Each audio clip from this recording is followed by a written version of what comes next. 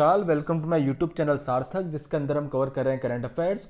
और अब हम यहाँ पर पहुंच चुके हैं लेसन 25 तक। तो लेसन 24 तक हमने 1 जनवरी 2019 से लेके 14 जून, मतलब लगभग 6 महीने का जो करंट अफेयर का मैटर है वो हम यहाँ पर कवर कर चुके हैं 2019 का। तो उसी के आगे से यहाँ पर हम कंटिन्यू करेंगे और अब हम थोड़ी स्पीड यहाँ पर पकड़ते हुए अब आपके लिए थोड़े ज़्यादा लेक्चर्स यहाँ पर आएंगे, ताकि करंट अफेयर का पार्ट तो पहले ही खत्म हो जाए। इसके अलावा जो मेंस रहेगा उसके लिए हम आंसर राइटिंग भी यहाँ पर करेंगे, जो इतने भी एग्जाम उनके लिए ऐसे राइटिंग वगैरह करेंगे। तो आप बिल्कुल अलर्ट रहें चैनल के साथ ही यहाँ पर। अगर आपको लेसन अच्छे लगे तो please give it a thumbs up, इसको ज़्यादा से ज़्यादा लाइक कीजिए, शेयर कीजिए। और आप चाहते हैं कि आपको ऐसे ही वीडियो यहाँ पर मिलते रहे तो चैनल को सब्सक्राइब कीजिए। तो आइए स्टार्ट करते हैं। फर्स्ट जो न्यूज़ है हमारे पास वो है गी गोल्डन लंगूर से रिलेटेड। तो गोल्डन लंगूर यहाँ पर को इसको जो आईयूसीएन की जो रेड लिस्ट होती है उसके अंदर यहाँ पर इंडेंजर्ड कैटेगरी के अंदर यहाँ पर डाल दिया गया था, इसलिए काफ़ी ज़्यादा यहाँ पर न्यूज़ में आ गया था और इंडेंजर्ड कैटेगरी के अंदर डाल दिया गया था। इसके अलावा जो आपसे क्वेश्चन पूछा जा सकता है कि इनको हम बचाते क्यों हैं। तो जैसे कि आपने पढ़ा होगा यहाँ पर आर्टिकल 48A, जिसके अंदर बताया जाता है कि स्टेट की यहाँ पर ये ड्यूटी होती है कि वो जो इन्वायरमेंट है उसको यहाँ पर प्रोटेक्ट करे, इन्वायरमेंट को इम्प्रूव करे। तो वहाँ से भी हमारी ये ड्यूटी निकलती है। इसके अलावा आर्टिकल 51A जो हमारी फंडामेंटल ड्यूटी है, जिसके तहत ये डायरेक्ट किया जाता है कि हमें भी जो हमारा नेचुरल इन्वायरमेंट है, फॉरेस्ट है, लेक्स है, वाइल्ड लाइफ है, तो उनके साथ हमें कंपेशन यहाँ पर रखना है, जितने भी लिविंग क्रिएचर है उनके लिए। तो आप देख सकते हैं यहाँ पर कि उसी को देखते हुए यहाँ पर बहुत सारे लॉज यहाँ पर बनाए जाते हैं। तो एक क्वेश्चन आपसे पूछा जा सकता है कि जो गोल्डन लंगूर है वो यहाँ पर किस कैटेगरी के अंदर यहाँ पर डाल दिया गया है। तो इंडेंजर कैटेगरी के अंदर यहाँ पर डाल दिया गया है आईयूसीएन की रेड लिस्ट के अंदर। एंड इसको बेसिकली थ्रेट क्यों था, मतलब जो डर होता है कि ये खत्म हो रहे थे, इंडेंजर्ड कैटेगरी के अंदर आ चुके हैं, मतलब खत्म हो रहे थे, तो इनको थ्रेट किस वजह से था। तो फर्स्ट तो था इनब्रीडिंग, मतलब ये इतने पैदा नहीं हो रहे थे। इसके अलावा इलेक्ट्रोक्यूशन, ठीक है, तो उनको मतलब बहुत ज़्यादा इनको खतरा था इन दोनों चीज़ों की वजह से, इसलिए ही ये यहाँ पर बहुत ज़्यादा यहाँ पर कम हो रहे थे। एंड इनकी जो एक मेन जो इंपॉर्टेंट इनका जो फीचर है वो ये होता है कि जैसे जैसे ज्योग्राफी ये बदलती है, जैसे इंडिया की ज्योग्राफी अलग है, साउथ अफ्रीका की अलग है, यूएसए की अलग है, इसके अलावा अंटार्कटिका की अलग है। तो ये जहाँ पर पाए जाते हैं, ठीक है, मतलब जिस भी जगह ये गोल्डन लंगूर मिलते हैं तो वहाँ पे जो इनके फर होते हैं तो उसका जो कलर होता है ये चेंज कर लेते हैं ज्योग्राफी के हिसाब से। मतलब अगर जैसी ज्योग्राफी रहेगी तो उस हिसाब से ही यहाँ पर जो इनका फर है उनके कलर यहाँ पर रहेगा। एंड इनको ऐसे लीफ मंकी भी यहाँ पर बोला जाता है। तो ये बहुत सारे स्टेटमेंट यहाँ पर आपसे बन जाएंगे, तो आपको ये जो सारे पॉइंट्स है यहाँ पर याद रखने हैं।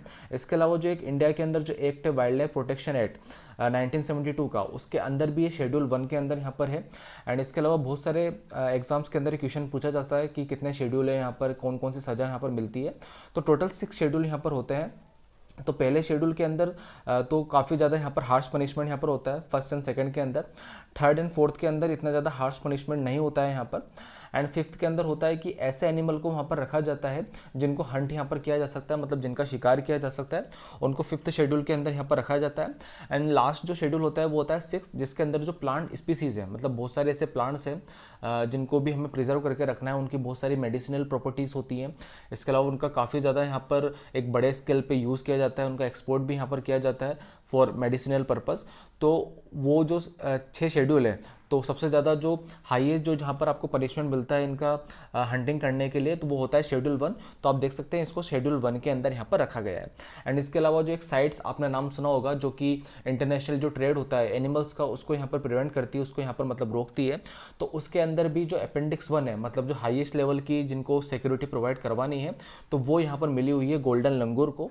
तो आप देख सकते हैं कितना ज़्यादा इंपॉर्टेंट पॉइंट यहाँ पर इसके लिए बन रहे हैं। तो स्टेटमेंट बेस पे भी आपसे क्वेश्चन पूछा जा सकता है गोल्डन लंगूर से रिलेटेड। तो आपको जो सारे पॉइंट्स है आपको ध्यान रखने हैं। एंड इसके अलावा इंडिविजुअली भी आपसे वन लाइनर के अंदर भी क्वेश्चन पूछा जा सकता है, लेकिन ये इतना ज़्यादा इंपॉर्टेंट है कि वन लाइनर से इसका काम नहीं चलेगा।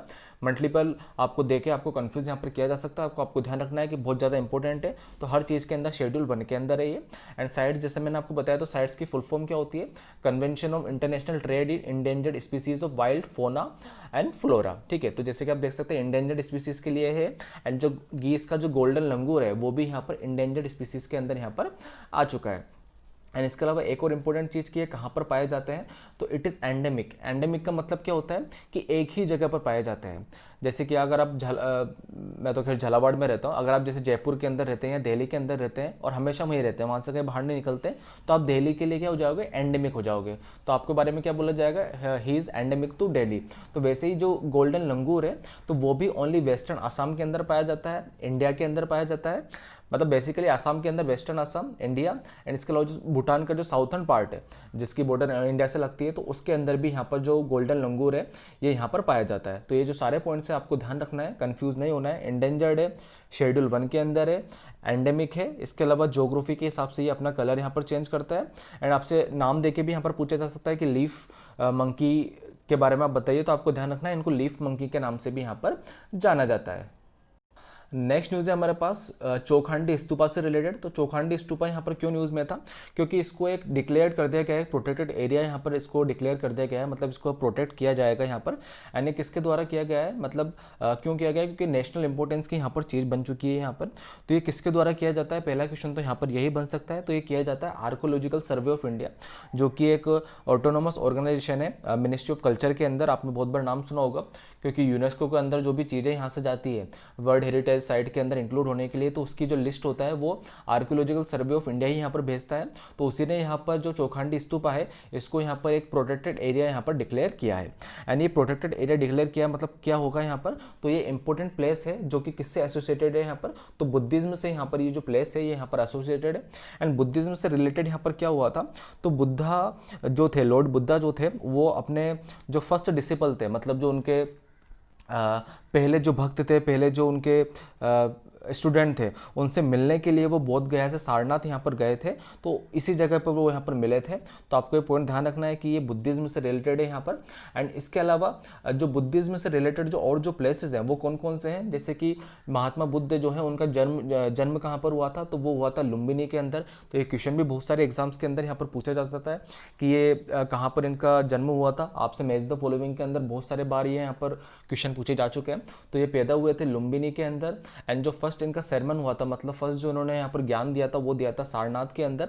एंड इनकी जो डेथ हुई थी, तो डेथ हुई थी इनकी कुशीनगर के अंदर। ठीक है, तो ये जो पॉइंट है ये आपको ध्यान रखना है। आपसे क्वेश्चन पूछा जा सकता है कि चौखांडी स्तूपा यहाँ पर किस लिए यहाँ पर न्यूज़ में था, किस धर्म से रिलेटेड है, इसको किसने यहाँ पर नेशनल इंपॉर्टेंस का यहाँ पर दर्जा दिया गया है, एंड किस मिनिस्ट्री के अंदर यहाँ पर आता है। तो ये जो सारे पॉइंट्स है ये आपको यहाँ पर ध्यान रखना है। नेक्स्ट न्यूज़ है हमारे पास एमओयू से रिलेटेड। तो मैंने आपको बताया था कि सारे जो इंटरनेशनल एग्रीमेंट्स वगैरह हैं वो भी सब हम यहाँ पर कवर करते हुए चलेंगे। तो एमओयू यहाँ पर साइन हुआ है बिटवीन इंडिया एंड पुर्तगाल। तो पुर्तगाल आप देख सकते हैं कि सबसे पहले ऐसे फॉरेन नेशनल्स थे जो इंडिया के अंदर आए थे यहाँ पर। आप उसको याद भी रख सकते हैं। सबसे पहले आए थे पोर्तुगालीज, उसके बाद आए थे डच, उसके बाद आए थे इंग्लिश, एंड लास्ट के अंदर आए थे यहाँ पर फ्रेंच। तो पुर्तगाल ने काफ़ी लंबे टाइम तक यहाँ पर राज किया है। इसके अलावा सबसे लास्ट भी थे यहाँ पर ये जो इंडिया को यहाँ पर छोड़ के गए थे। तो पुर्तगाल के साथ हमने यहाँ पर एमओयू साइन किया to cooperate in the setting up of a national maritime heritage museum at Lothal Gujarat. तो लोथल गुजरात के अंदर यहाँ पर एक मैरीटाइम हेरिटेज म्यूजियम यहाँ पर सेलेक्ट किया जाएगा, वहाँ पर सेटअप किया जाएगा। तो इसलिए इंडिया एंड पुर्तगाल ने यहाँ पर एमओयू साइन किया गया है। एंड लोथल आपको पता होगा एक एंशियंट जो सिविलाइजेशन होती है, तो उसके लिए भी काफ़ी ज़्यादा यहाँ पर न्यूज़ में रहता है। एंड गुजरात एक कोस्टल स्टेट है, तो इसलिए आप ध्यान रख सकते हैं कि मेरिटेज हेरिटेज म्यूजियम यहाँ पर खोला जाएगा। अगर आपसे ऑप्शन में पूछा जाता है कि जैसे एमपी है, इसके अलावा दिल्ली हो जाता है, तो अगर आपसे ऐसा पूछा जाता है छत्तीसगढ़ वगैरह, तो आपको ध्यान रखना है वो गलत हो जाएगा। क्यों? क्योंकि मेरीटाइम है, मतलब मेरीटाइम है तो कोस्टल स्टेट ही यहाँ पर इसका आंसर होगा। एंड कोस्टल स्टेट के अंदर भी लोथल है, तो लोथल कहाँ पर सिचुएटेड है, तो लोथल है गुजरात के अंदर।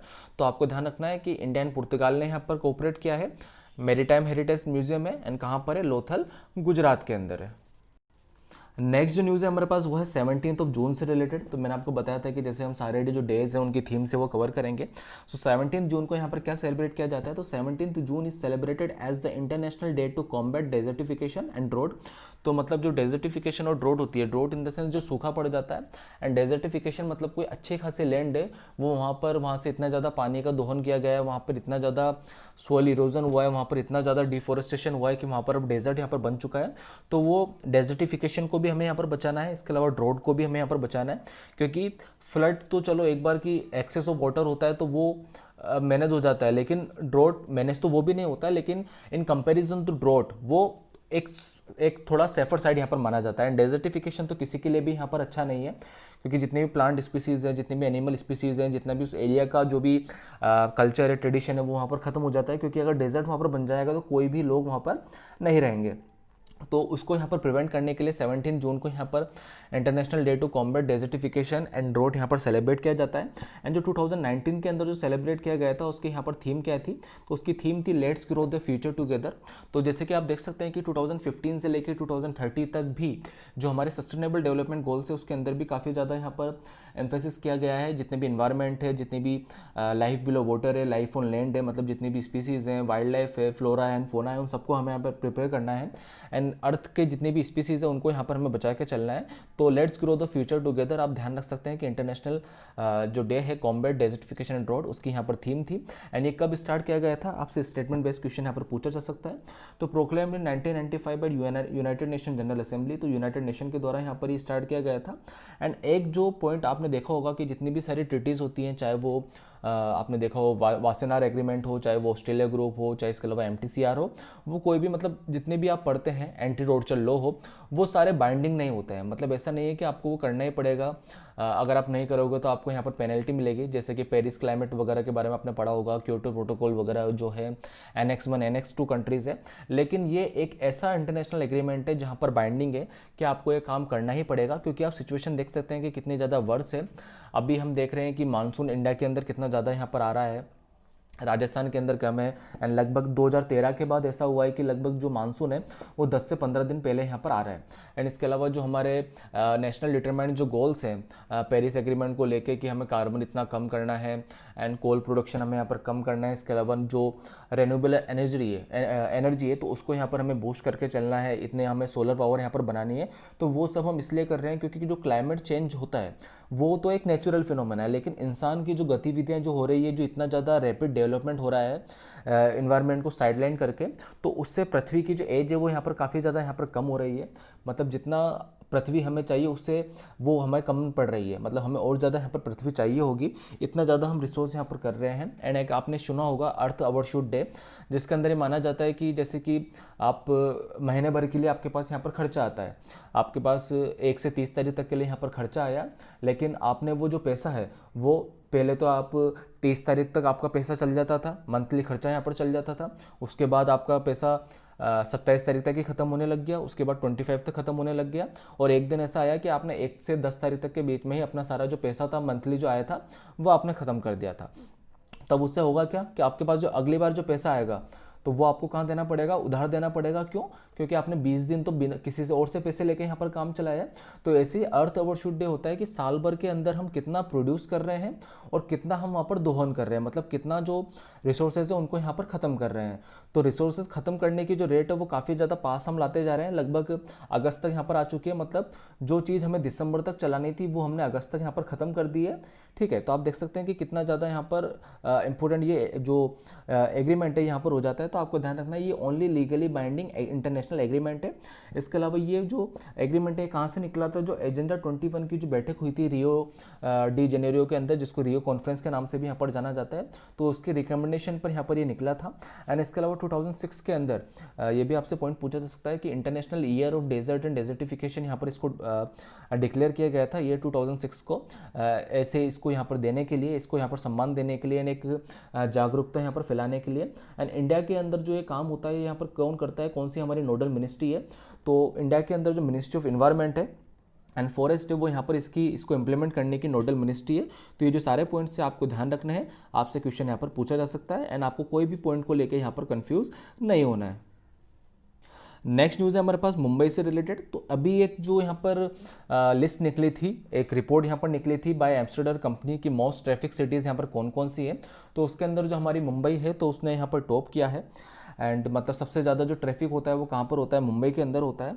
जैसे कि आप सुनते होंगे कि बेंगलोर के अंदर भी काफ़ी ज़्यादा यहाँ पर होता है, लेकिन बेंगलोर को भी पीछे छोड़ते हुए यहाँ पर मुंबई फर्स्ट नंबर पर आ चुकी है।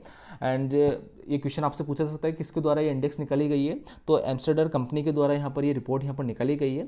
एंड इस इंडेक्स ने यहाँ पर कितने देशों को यहाँ पर कवर किया है, तो इंडेक्स ने यहाँ पर 403 सिटीज़ को यहाँ पर कवर किया है अक्रॉस 56 सिटीज़।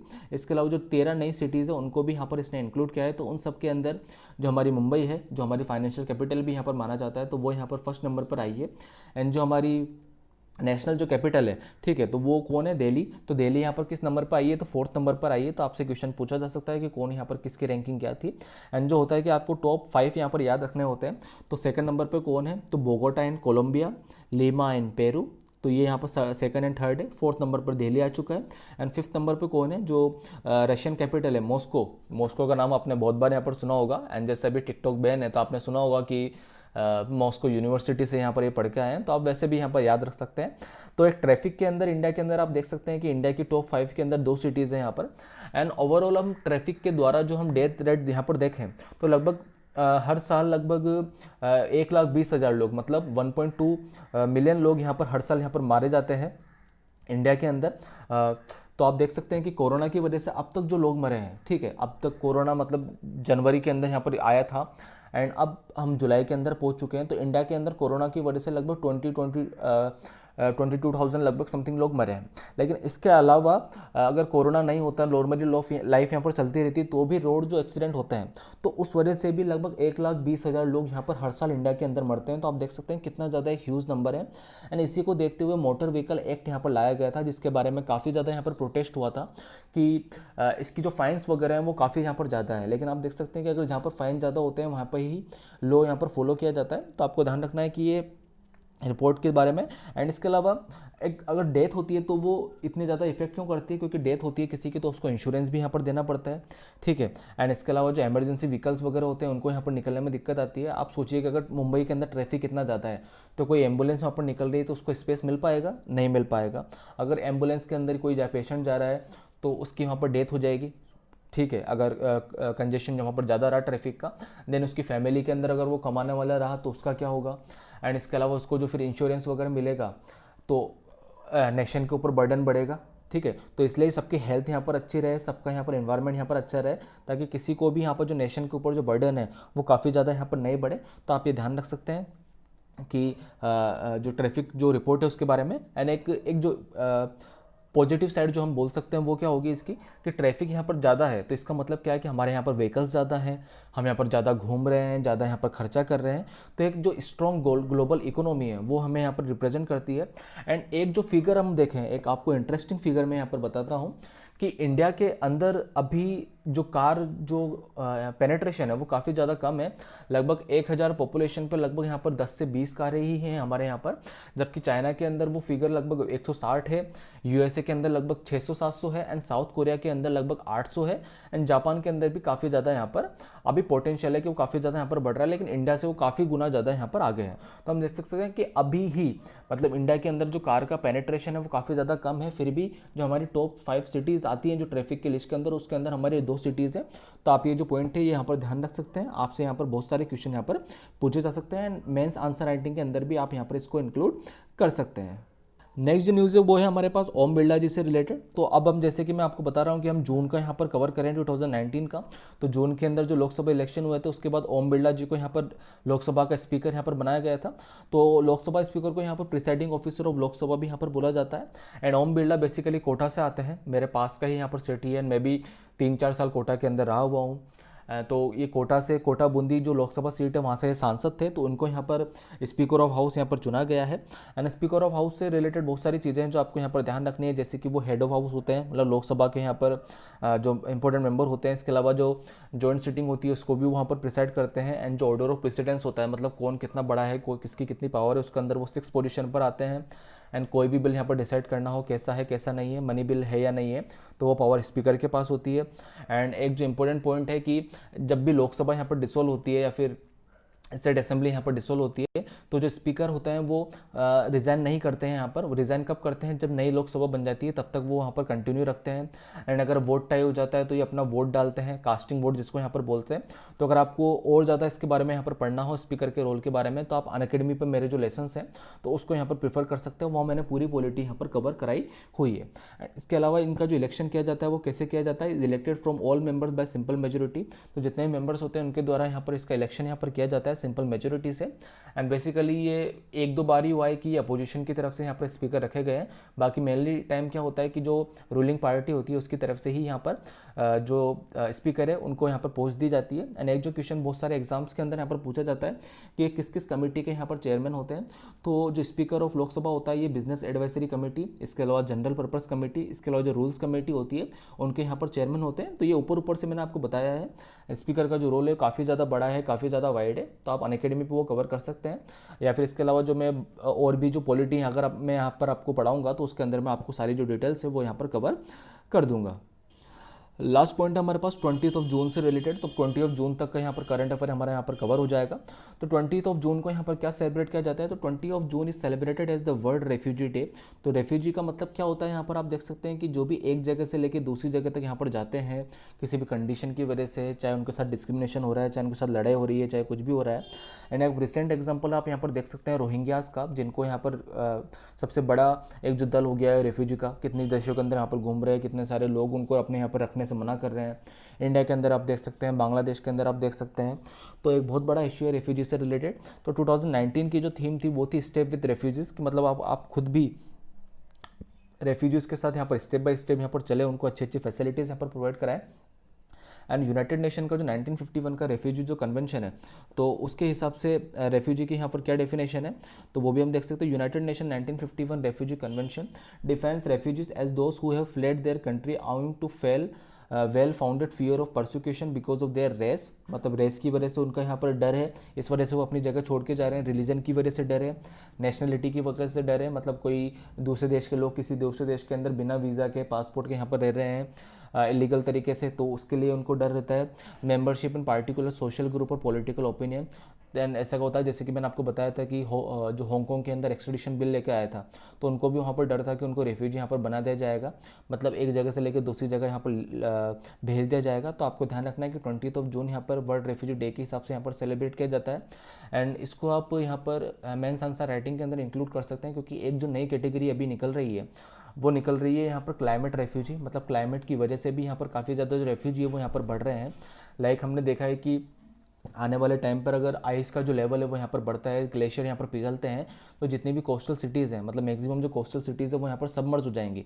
तो कोस्टल सिटीज़ के जो लोग होंगे वो कहाँ जाएंगे, तो वो जो इनलैंड जो स्टेट्स हैं, हमारे इनलैंड जो कंट्रीज़ हैं वहाँ पर जाएंगे, तो वहाँ पर भी रेफ्यूजी की संख्या यहाँ पर बढ़ेगी। तो आप देख सकते हैं क्लाइमेट की वजह से भी काफ़ी ज़्यादा रेफ्यूजी यहाँ पर बढ़ रहे हैं। कहीं पर अगर अर्थक्वेक वगैरह ज़्यादा आ रहे हैं, जैसे जापान के अंदर, जापान के लोग छोड़ के कहीं और चले जाएंगे। इंडिया के अंदर गुजरात के अंदर अगर अर्थक्वेक आ रहा है तो वो दूसरी जगह शिफ्ट हो जाएंगे। इसके अलावा कहीं पर अगर नॉर्थ ईस्ट के अंदर कहीं पे अगर बाढ़ आ रही है काफ़ी ज़्यादा, तो वहाँ से वो निकल के दूसरी जगह चल जाएंगे। तो ऐसे ही जो क्लाइमेट रेफ्यूजी वाला जो कॉन्सेप्ट है वो काफ़ी ज़्यादा यहाँ पर प्रिवेल कर रहा है। तो आप इसको यहाँ पर आंसर राइटिंग के अंदर यहाँ पर इसको इंक्लूड कर सकते हैं। So guys, this is the end of our lesson. I hope you like it. अगर आपको लेसन अच्छे लगी तो please give it a thumbs up. इसको ज़्यादा से ज़्यादा लाइक कीजिए, शेयर कीजिए, ताकि और भी बच्चे यहाँ पर इसको पढ़ सकें। अगर आपको लेसन अच्छे नहीं लगते हैं तो कमेंट बॉक्स के अंदर कमेंट करके मेरे को बताइए कि आपको लेसन के अंदर क्या अच्छा नहीं लगा, ताकि मैं आने वाले लेसन के अंदर इसको इम्प्रूव कर सकूँ। और अगर आप ऐसे किसी बच्चे को जानते हैं जो बड़ी बड़ी कोचिंग के अंदर नहीं जा सकते हैं, बड़ी बड़ी सिटीज़ के अंदर वहाँ का जो एक्सपेंडिचर है उसको खर्च नहीं कर सकते हैं, तो आप उनको ऑनलाइन एजुकेशन के बारे में बताइए, दूसरे चैनल्स के बारे में बताइए, मेरे चैनल्स के बारे में बताइए, ताकि आप भी उनकी लाइफ के अंदर एक पॉजिटिव कंट्रीब्यूशन यहाँ पर कर सकें, और आपके माध्यम से मैं भी उनकी लाइफ के अंदर एक पॉजिटिव कंट्रीब्यूशन यहाँ पर कर सकूँ। So guys, this is the end of our lesson. I hope you like it and thank you for watching.